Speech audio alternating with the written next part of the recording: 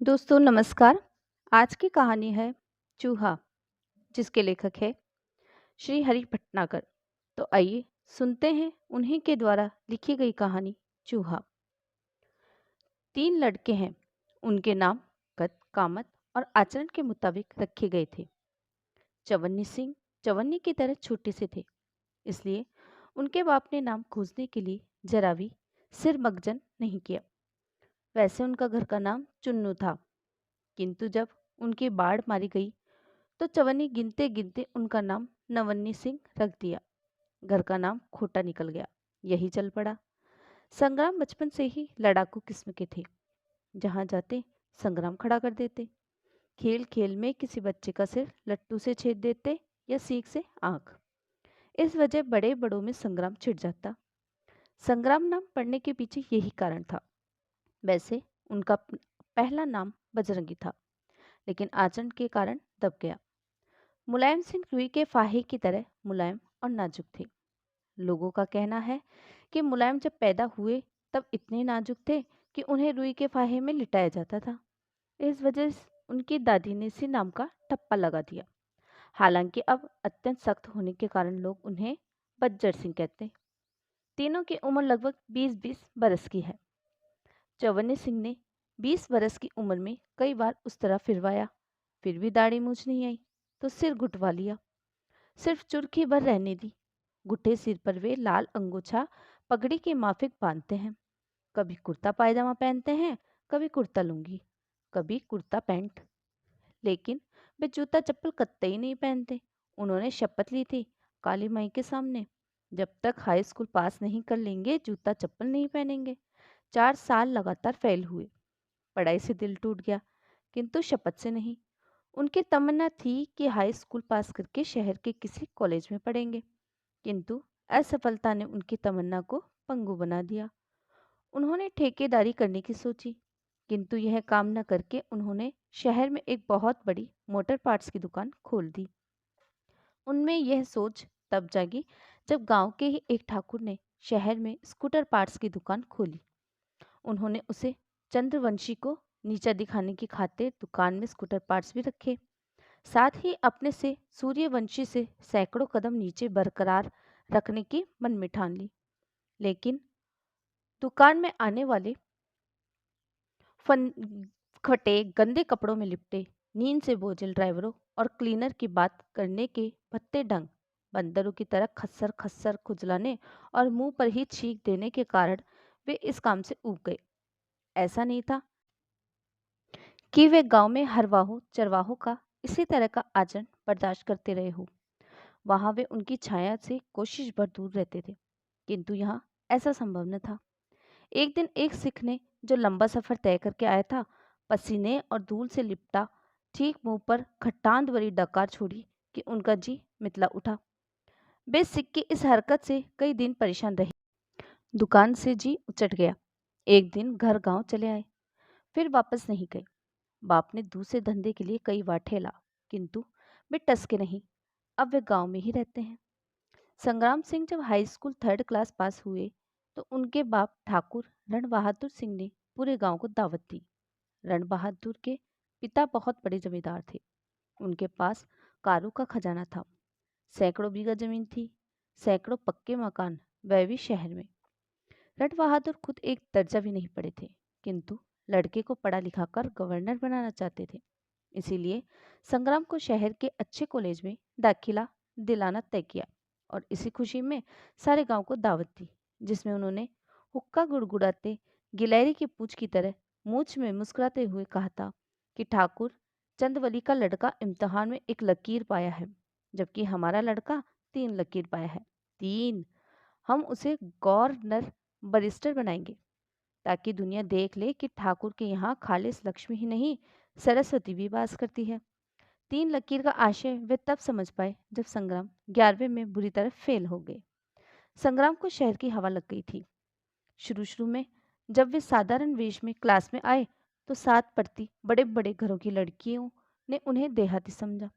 साथ ही देखना तो दूर, बात करना पसंद न किया, जबकि दूसरे सुट्टे बुट्टे लड़कों से खूब चौंच लड़ाती। संग्राम को यह बात खल गई। उन्होंने गहन चिंतन मनन किया और इस निष्कर्ष पर पहुंचे कि फैशनेबल लड़कों पर ही लड़कियां मरती हैं। वे तुरंत ही नए फैशन में ढल गए। उन्होंने नई कॉट की दर्जनों पैंट कमीज और रंग बिरंगी टाइयां खरीदी, दसियों कोट सिलवाए। कुछ ही दिनों में उनकी क्लास की एक लड़की से मोहब्बत हो गई। लड़की गुलाब की पांखुरी की तरह हल्की और नाजुक थी। संग्राम चौबीसों घंटे उसी के ख्वाब में डूबे रहते। दुर्भाग्य से सालाना इम्तिहान के एक माह पूर्व उस लड़की ने संग्राम को धोखा दे दिया और दूसरे से मोहब्बत कर ली। संग्राम का दिल टूट गया। साल भर पढ़ाई से दूर रहे, इम्तिहान के दरमियान यह दुर्घटना घट गई, सो फेल हो गए। यही नहीं, उन्होंने आगे पढ़ाई न करने का फैसला ले लिया और गांव वापस आ गए। यहाँ आकर उन्होंने बाल बढ़ा लिए, दाढ़ी मूंछों को बेतरतीब बढ़ने दिया। पैंट कमीज कोट टाई और नुकीले जूते, ऊंचे जूतों से घृणा हो गई थी। लिहाजा वे धोती कुर्ता पहनते और हवाई चप्पल। काली माई से भक्ति हो गई, इसलिए वे माथे पर सिंदूर का अंगूठा टांगते और गला तर करके उनकी आराधना करते। मुलायम सिंह का पढ़ाई में शुरू से मन नहीं लगा। 10वीं कक्षा में उनका दिल पहलवानी में रमा, तो वे पढ़ाई छोड़कर सुबह शाम रियाज मारने लगे।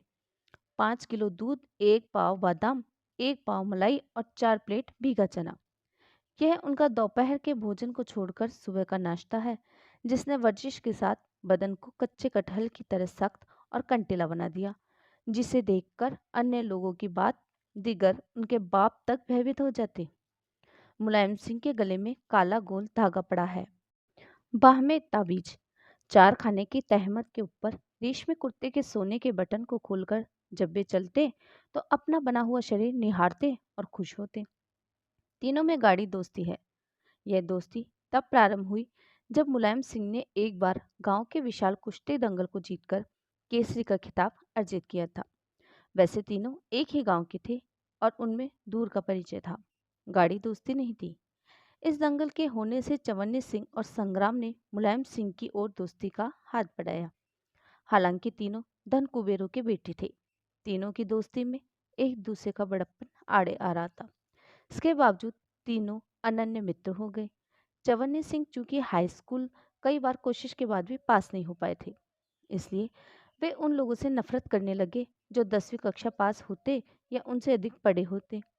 उनकी इससे कम पढ़े लिखों के प्रति पूरी सहानुभूति थी, किंतु इससे ऊपर के लोगों को देखते ही वे अपना नंगा भारी पैर जमीन पर पटकने लगते और अंगोछा सिर पर पुनः कसकर कहते, पहले के लोग 8वीं पास करके तहसीलदार हो जाया करते थे, आज कितना भी पढ़ो बेकार, क्योंकि लोगों को एप्लीकेशन लिखने तक की तमीज नहीं है। यह बात अलग थी कि स्वयं चवन्नी सिंह ने एप्लीकेशन कभी न लिखा और न लिखना जानते हैं। चवन्नी सिंह की घृणा केवल 10वीं कक्षा से कम या अधिक पढ़े लिखों तक ही महदूद न थी। उन्हें उन हरवाहों चरवाहों से सख्त नफरत थी जो उठने बैठने और बात करने का सलीका तक नहीं जानते थे। वे उन्हें दूर से देखते ही आग बबूला हो जाते, मुट्ठी बींचकर हवा में चला देते, गोया उनके जबड़ों पर वार कर रहे हो। संग्राम सिंह ही एक ऐसे अवबाद थे जो उनकी घृणा से बरी थे। हालांकि वे उनसे एक दर्जा अधिक पढ़े थे, लेकिन चवन्नी सिंह उनसे इसलिए घृणा नहीं करते थे क्योंकि वे 11वीं में पूरी तरह फेल हो गए थे और असफल होकर उन्हीं की तरह गांव वापस आ गए थे। यदि वे आगे पढ़ते तो अवश्य चवन्नी सिंह की घृणा की हद में आते। यद्यपि वे चवन्नी सिंह से एक दर्जा अधिक पढ़े थे, फिर भी चवन्नी सिंह उन्हें अपने समकक्षी महसूस करते। संग्राम का चूंकि लड़की ने दिल तोड़ा था, इसलिए वे समूची लड़की जाति के विरुद्ध हो गए थे। वे अपना गुस्सा किसी भी जाति की लड़की के साथ अवैध संबंध कर ठंडा करते। वे कहते कि पुराने जमाने में भारत में जब जब युद्ध भड़का और खून खराबा हुआ, उनके कारणों के बीच लड़की थी।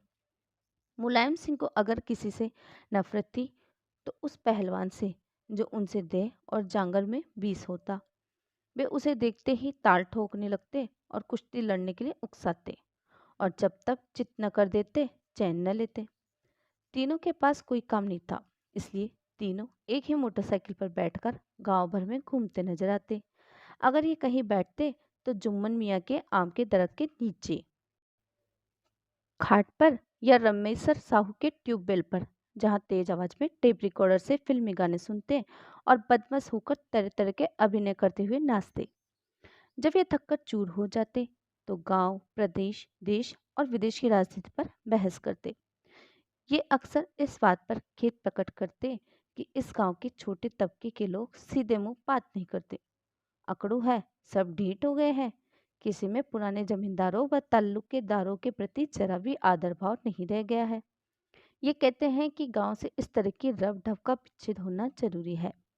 ये कहते हालांकि लोगों पर इस अकड़ के बावजूद उनके बाप दादों का दबदबा है, लेकिन यह दबदबा अब उनके हाथों में न आना चाहिए, क्योंकि वे नई पीढ़ी के हैं और नई पीढ़ी को अपना अधिकार मिलना चाहिए। ये हमेशा इस बात पर चिंतित रहते कि कौन सी नीति अख्तियार की जाए जिससे समूचा गांव उनकी मुट्ठी में आ जाए। लोग उनके खांसने भर से थरथरा उठे, सब उन्हें अपना मालिक समझे। उनमें यह बात तब पनपी जब चवन्नी सिंह और संग्राम सिंह के हरवाहों चरवाहों ने बेगार न करने और दहेड़ी बढ़ाने की हिमाकत की। इस पर बड़ा बावेल मचा। चवन्नी सिंह के बाप ने एक हरवाहे को इतना पीटा कि उसके मुंह से 3 दिन तक लहू गिरता रहा। उन्हें विश्वास था कि कुटम्मस से बात बन जाएगी, लेकिन बात न बनी। जुताई बुआई का समय था, ऐसे में हरवाहों चरवाहों का अकड़ जाना फसल के लिए जहर हो रहा था। वे बौखला उठे। उन्होंने हरवाहों चरवाहों को अपनी आराजी से लात मार भगा देने और दूसरे हरवाहों चरवाहों को रखने की योजना बनाई कि उनके मुंशी ने फिलहाल 1 रुपया दहेड़ी बढ़ा देने से बेकार न करने की शर्त कर मामला सुलझवा दिया। चवन्नी सिंह के यहाँ हरवाहों चरवाहों की दहेड़ी बढ़ते ही संग्राम सिंह के हरवाहों चरवाहों ने भी अपने हल रख दिए। उनके यहाँ भी काफी मारधाड़ हुई। कई हरवाहों के सिर फूटे, उनके झोंपड़े जला दिए गए। जुताई बुआई सिर पर थी, इसलिए निष्कर्ष निकला उनकी कुछ दहेड़ी बढ़ा दी गई, किंतु बेगार पूर्ववत थी। हरवाहों चरवाहों की इस अक्कड़फू ने तीनों के दिमाग में एक तूफान सा मचा दिया। साले 2 कौड़ी के हैं और इस तरह सिर उठा रहे हैं, ये बौखला उठे। इसी का नतीजा था कि ये न केवल हरवाहों चरवाहों बल्कि समूचे गांव के छोटे मोटे दुकानदारों और किसान मजदूर तबके के लोगों को कुचल देने और उन्हें अपनी मुट्ठी में लेने की योजना में व्यग्र हो उठे। संग्राम सिंह को एक युक्ति सूझी, उसे अमल में लाया गया। तीनों ने शहर से आ रहे एक मजदूर को पकड़ा और उससे पूछा कि तुम किस देश में रहते हो। मजदूर पकड़े जाने और यकायक सवाल किए जाने पर भौचक सा रह गया। फिर खिसियाया सा बोला, हुजूर हम अपने मुल्क में रहते हैं। चवन्नी सिंह उसके सामने तनकर खड़े हो गए। हालांकि लंबाई में उसके आधे थे, लेकिन इस विचार को उन्होंने दिमाग में नहीं आने दिया। नंगा पैर जमीन पर पटक कर अंगोछा कसते जोरों से बोले, अबे यह तो मैं भी जानता हूँ कि तू अपने मुल्क में रहता है, पर मुल्क का नाम गांव कुछ है। मजदूर गहरी सोच में पड़ गया। काले चुचके चेहरे पर गुच्ची आंखें मुलमुलाने लगी। बचपन से वह ठाकुर गुरुचरण के यहाँ हरवाही करता रहा। ठाकुर की दी जमीन को वह अपना मुल्क समझता था। ठाकुर के सिधारते ही वह मजदूर हो गया और नीम के नीचे डाले छप्पर को अपना मुल्क समझने लगा। गर्दन झटक कर बोला, हुजूर नीम के पेड़ के नीचे ही हमारा मुल्क है। मुलायम सिंह कुर्ते के गिरेबान से झांकती सीने की मछली को देखकर खुश हो रहे थे और सोच रहे थे कि इस दौरान मछली और बन गई है कि मजदूर के जवाब से क्रोध में उछल पड़े। संग्राम सिंह ने अफसोस के सुर में कहा, गद्दारी की भी हद है, साले अपने देश का नाम तक भूल गए। चवन्नी सिंह ने उसे गगनभेदी गाली दी कि मुलायम सिंह ने उसका टेटुआ पकड़ा और उसे चूहे की तरह टांग कर नीचे छोड़ दिया। मजदूर चीखता हुआ नीचे आ गिरा कि चवन्नी सिंह ने एक करारी लात उसकी पीठ पर दे मारी। वह मुंह के बल गिरने को हुआ कि मुलायम ने उसके मुंह पर एक ऐसी ठोकर मारी कि वह जोरों से चीखा। उसके मुंह से खून की धार बह निकली। सिर चक्कर खाने लगा, अगल बगल साए साए होने लगी। वह बेहोश हो गया। इस घटना से उन्हें जरा भी आतंक नहीं दिखा। सिर्फ इतना दिखा कि कुछ लोग खाट की डोली बनाकर गमगीन से आए और चुपचाप मजदूर को लिटाकर ले गए। इन्हें भयंकर गुस्सा आया। इतनी गजब की योजना बनाई और उसका कोई असर नहीं। इन्होंने पैतरे बदले और एक नई युक्ति इजाद की। तीनों बीच बाजार में जाकर रास्ता रोककर खड़े हो गए। जब दोनों तरफ भीड़ हो गई तो इन्होंने मजबूत हाथों से आसमान की ओर बंदूक तानी और कई हवाई फायर की।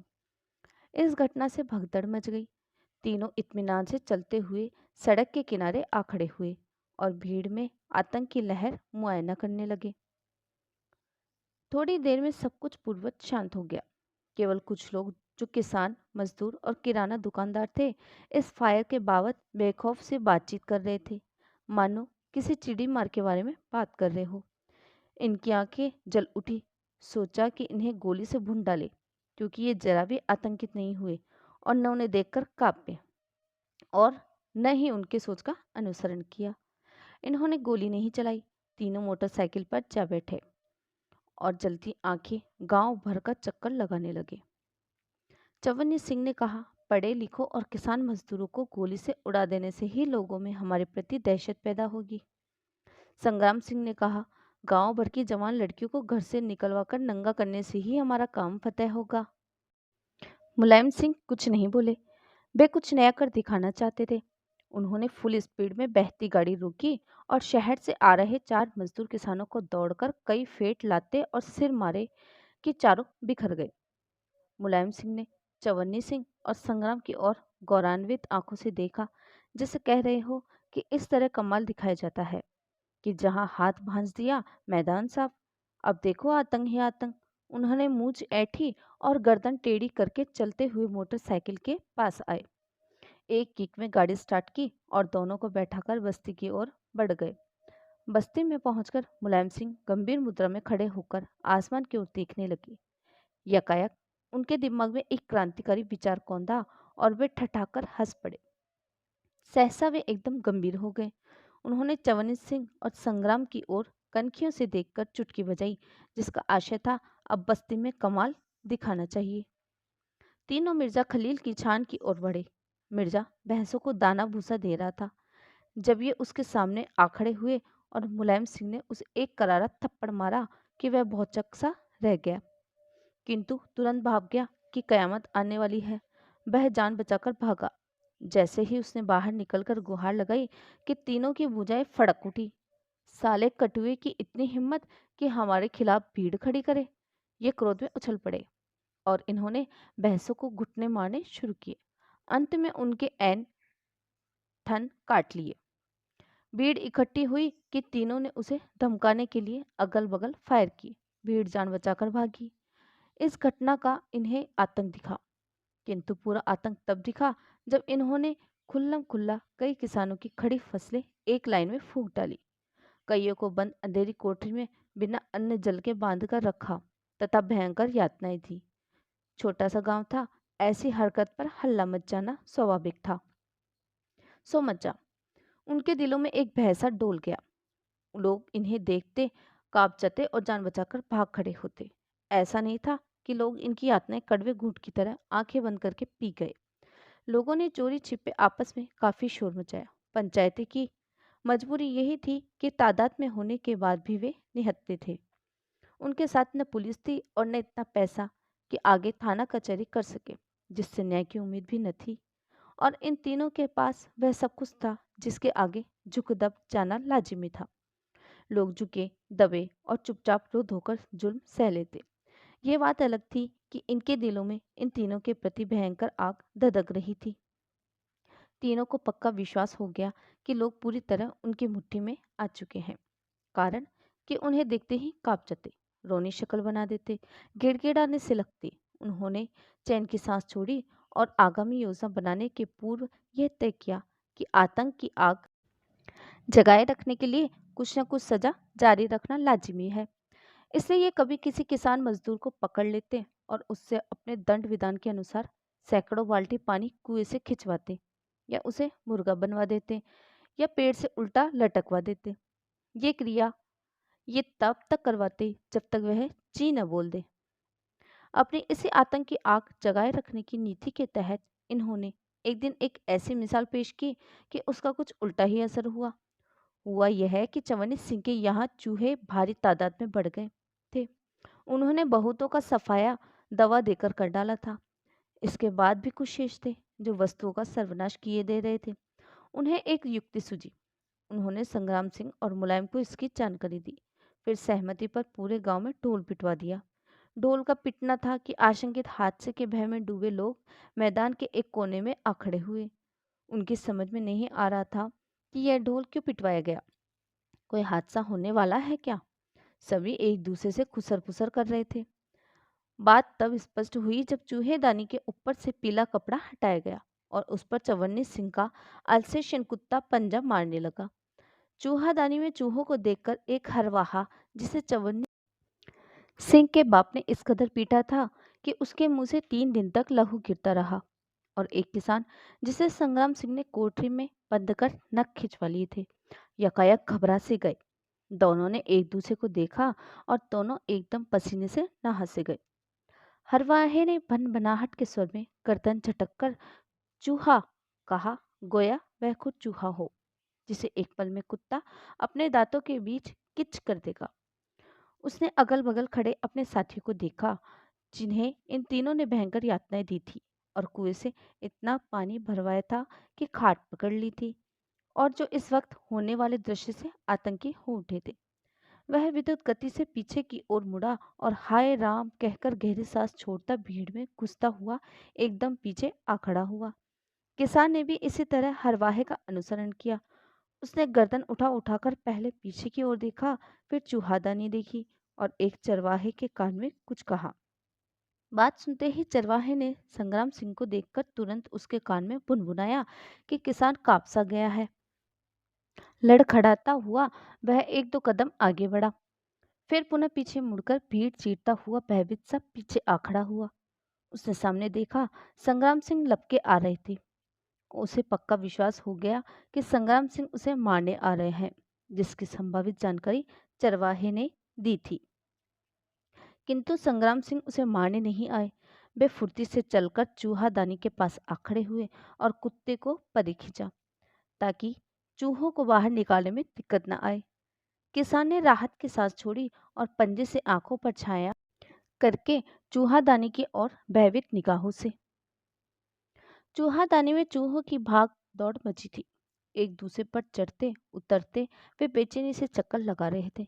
गोया जान गए कि मृत्युदंड दिए जाने के लिए उन्हें कुत्ते के बीच छोड़ा जाएगा।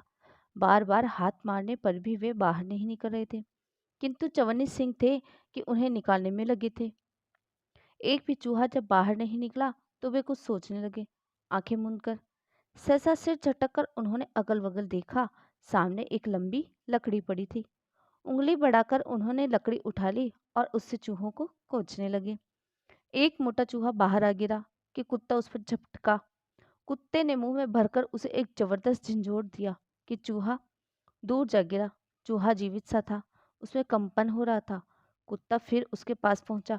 अब कि उसने एक ऐसा झंझोड़ा दिया कि चूहा दूर जा गिरा और निर्जीव हो गया।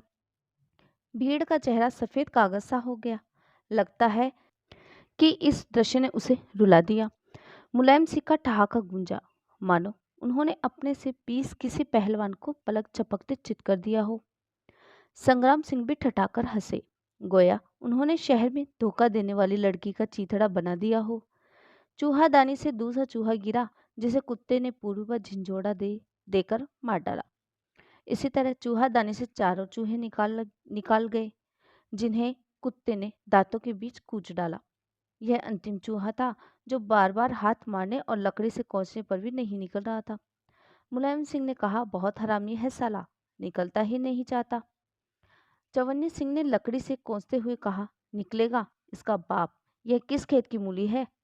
देखो साला कैसा भाग रहा है, जैसे बच ही जाएगा। मुलायम सिंह ने कुर्ते की बाह ऊपर चढ़ाते हुए कहा, ला मैं निकालूं?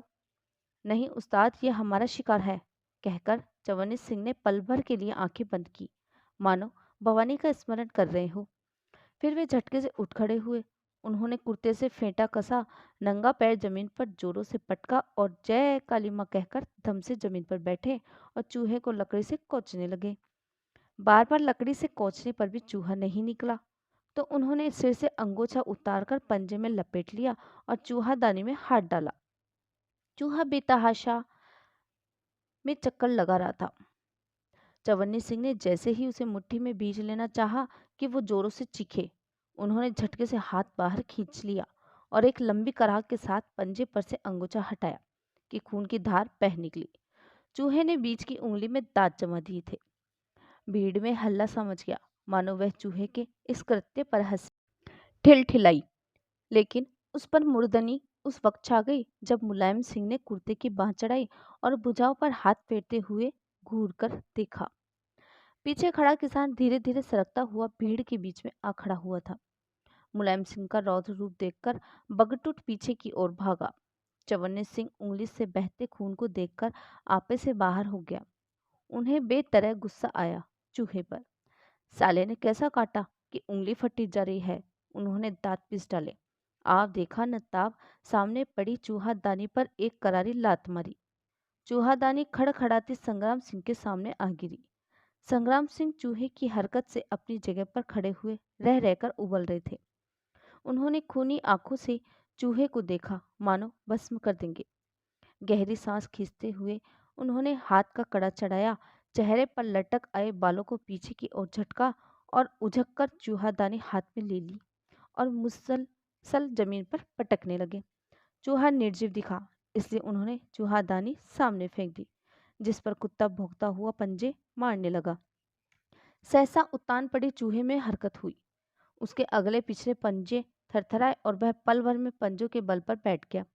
उसने थूथनी घुमाकर बाहर की ओर निकली पड़ती आंखों से चारों ओर देखा और पिछले पंजों के बल खड़ा हुआ गोया कुत्ते, मुलायम, संग्राम और चवन्नी सिंह से कह रहा हो कि इतनी जल्द हम मरने वाले नहीं हैं और न ही हार मानने वाले। मुलायम सिंह की आंखें माथे से सट गई, जैसे वे उसका आशय ताड़ गए। नथुने फुलाते उसकी ओर बढ़े, मानो किसी पहलवान को चित करने जा रहे हो। उन्होंने चूहादानी अपने दोनों हाथों के बीच ले ली, ताकत लगाई कि चूर कर दे। चूहा बाहर आ गिरा। जैसे ही चूहा बाहर आ गिरा और कुत्ता उस पर झपटा, एक अजीब दृश्य उपस्थित हो गया। लोगों ने देखा, कुत्ता बुरी तरह चिचियाया रहा और चूहा उसकी नाक में दांत जमाकर चिपट गया है। भीड़ उल्लास में उछल पड़ी। कुत्ता पगलाया सा भीड़ में से राह बनाता भाग निकला। संग्राम सिंह यह दृश्य देखकर तमतमा उठे। उन्होंने दौड़कर एक किसान से लाठी छीनी और कुत्ते की तरफ लपके। उन्होंने लाठी तानी और साध कर नाक में चिपके चूहे पर मारी कि निशाना चूक गया। लाठी हवा में भंजकर रह गई। चूहा कूदा और भागा। संग्राम सिंह फुर्ती से उसके पीछे दौड़े। उचकते भागते चूहे पर वे दौड़ते हुए हन हन कर लाठियां बरसाते जाते, लेकिन हर बार खाली जाता। लाठी जमीन पर पड़ती और धूल उड़ती। यकायक चूहा पास की झाड़ी में जा घुसा। संग्राम सिंह क्रोध में इस कदर पागल से हो गए कि उन्होंने समूची झाड़ी लाठियों के वार से उजाड़ डाली। उन्होंने जलती आंखों से देखा। आसपास झाड़ी की पत्तियां, कांटे और डगाले थी। न था तो सिर्फ चूहा, जिसकी उन्हें तलाश थी। वह कहीं फरार हो गया था। संग्राम गहरी सांस छोड़ते हुए पीछे पलटे। सामने कुत्ता था जो चें चें कर रहा था। उसकी नाक से खून की धार बह रही थी और नाक का बड़ा सा मांस का टुकड़ा नुच गया था। वह बौखलाए सा पंजे से नाक खुजलाता, कूं कूं करता, दुम हिलाता चवन्नी सिंह के पास जा खड़ा हुआ, मानो पनाह मांग रहा हो। लेकिन उन्होंने उसे पनाह नहीं दी। दांत पीसते हुए उन्होंने उसे मां की गाली दी और उछलकर एक जबरदस्त लात मारी। एक लंबी चैंकी आवाज करता कुत्ता भागा कि मुलायम सिंह ने लपक कर उसकी दुम पकड़ ली। कहाँ जाता है, नाक कटवाने का प्रसाद तो लेता जा, कहकर उन्होंने उसे बलिष्ठ हाथों से उठाकर अपने से काफी ऊपर उछाल दिया। कुत्ता चिचियाता हुआ नीचे आ गिरा, किंतु तुरंत ही जान बचाकर भाग निकला। भीड़ पूरी शांत खड़ी थी, किंतु सभी के चेहरों से लगता था मानो पल भर में हर्षोल्लास का सोता फूट पड़ेगा। किसान और हरवाहे जो पीछे दुबके खड़े थे, क्षण भर को भय भूलकर सर सराते हुए भीड़ के एकदम आगे आ खड़े हुए। मुलायम, संग्राम और चवन्नी सिंह पसीने में तरबतर खड़े एक दूसरे का मुंह देख रहे थे। वे एक दूसरे से कुछ कहना चाह रहे थे, किंतु एक शब्द नहीं फूट रहा था। लगता था जैसे किसी ने जीभ निकाल ली हो। तीनों को पहली बार महसूस हुआ कि किसी ने उनकी पीठ में धूल लगा दी है। दोस्तों, अभी आप सुन रहे थे हरि भटनागर की लिखी कहानी चूहा। दोस्तों, अगर आपको वीडियो पसंद आया तो प्लीज़ चैनल को लाइक, शेयर एंड सब्सक्राइब जरूर करें और इसी तरह की अन्य कहानियों को सुनने के लिए बेल आइकन को प्रेस करना ना भूलें। धन्यवाद।